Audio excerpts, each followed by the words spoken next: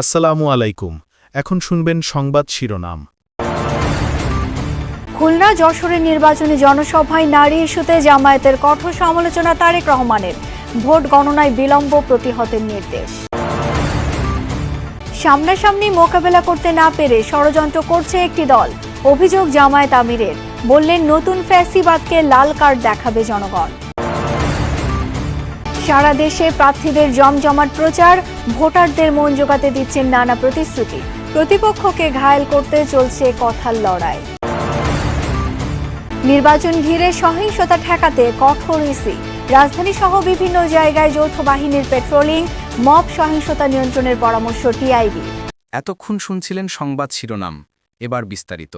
Vote গণনায় দেরি করলে তাৎক্ষণিকভাবে তা প্রতিহত করার নির্দেশ দিয়েছেন বিএনপি চেয়ারম্যান তারেক রহমান। কর্মজীবী নারীদের নিয়ে সামাজিক মাধ্যমে ভাইরাল একটি পক্ষের কুরুচিপূর্ণ পোস্টের সমালোচনা করেন তিনি। বলেন, নারী অবমাননাকারী গোষ্ঠী ভোট বিতর্কিত করতে চায়। নির্বাচনের আগে যারা মিথ্যাচার ও কুরুচিপূর্ণ মন্তব্য করেছে তাদের বিষয়ে নারীদের সজাগ থাকার আহ্বান জানান তারেক রহমান। জানান, বিএনপি নারী পুরুষের সম অধিকারে বিশ্বাস করে।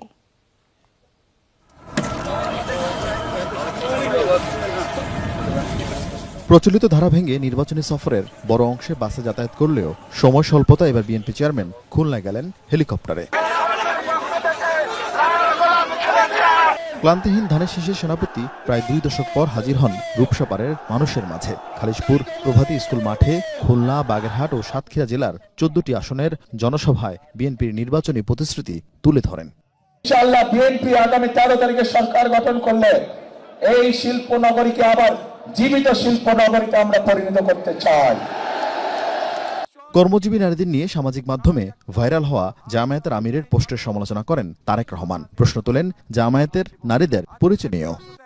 আজ আমরা দেখেছি একটি রাজনৈতিক দলের নেতা পরিষ্কারভাবে নারীদেরকে কিভাবে অসম্মানিত করেছে, তাদেরকে খারাপ ভাষা দিয়ে অসম্মানিত করেছে।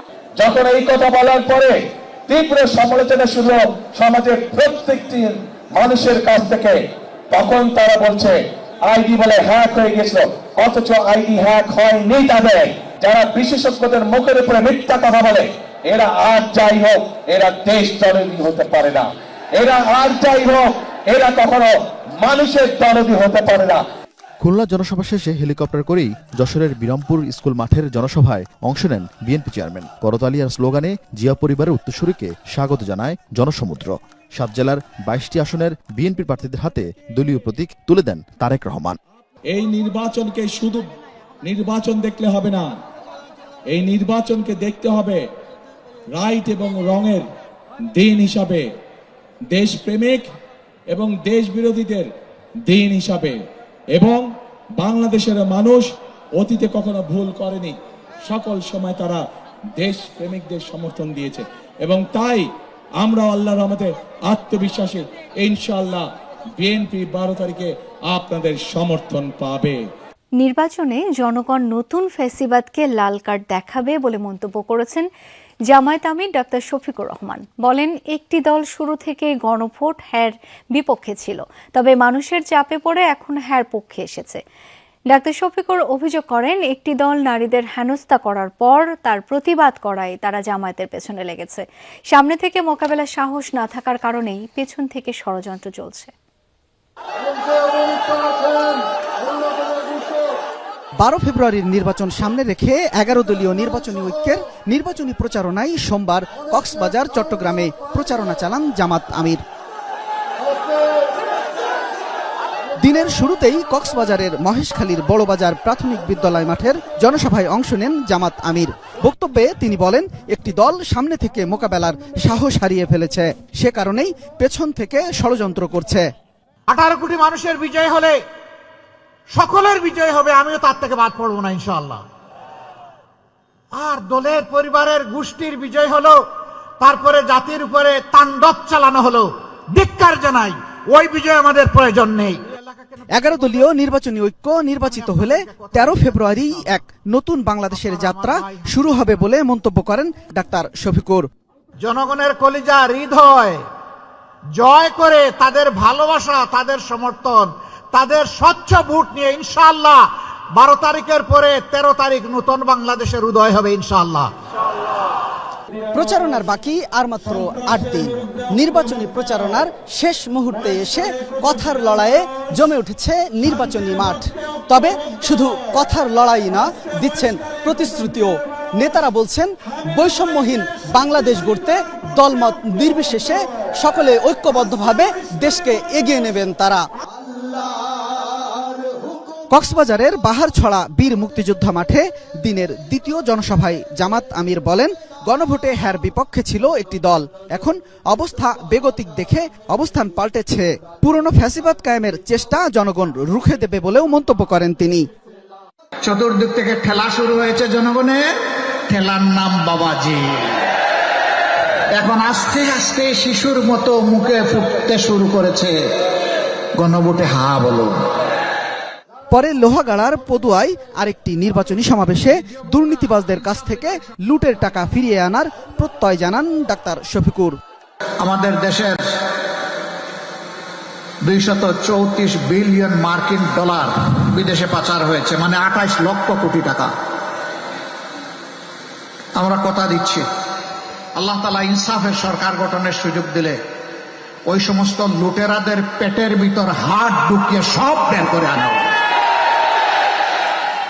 দেশ জুড়ে প্রচারণার উত্তাপে গরম নির্বাচনী মাঠ।